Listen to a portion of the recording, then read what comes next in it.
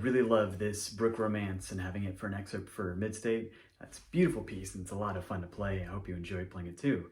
A couple suggestions on how to make it really work for you.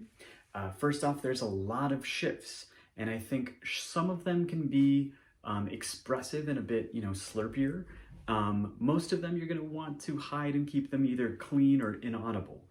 So be really intentional about, are you using a shift for an expressive purpose, or is this just a fingering thing and maybe it's better to have it be clean? With expressive things in mind, I think this is a piece that needs constant phrasing going on. And mostly I'm going to be doing that through dynamics. So even if there aren't things marked in the part, I feel like there's a real sung quality to the piece that I want to see. And so I'm going to be pushing and pulling dynamics in kind of a small micro level way constantly throughout it so as to add direction.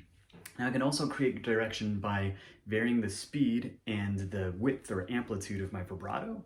So I might not just turn on the vibrato and go, but I might develop a note by having the vibrato gradually intensify or something like that. That's also going to create a lot of direction through the phrase and make it feel very sung, which is exactly what we want. Furthermore, I think we can kind of ramp up the dynamics a bit by changing the color of the sound that we're using. So we might have a paler, thinner sound in the pianissimo parts by having the bow like way out over the fingerboard, turned so that only a few hairs are touching. And then when we really want a powerful forte, when it gets to that point, we pull it in closer to the bridge, flatten out the hair, add a bit more weight into it.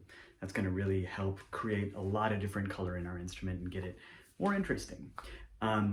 Lastly, while it's phrasing all the time and different, beautiful things all the time, I don't want that phrasing to affect the rhythm.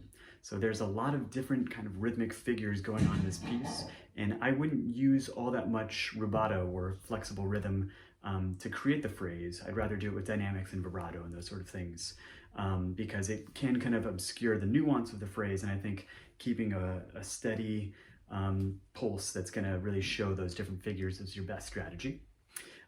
Be careful, especially in the longer notes. I've heard a lot of people shortchange them, so just make sure that you're subdividing 8th notes or even 16th notes throughout all of those passages, longer notes, so that you're not shortchanging them at all.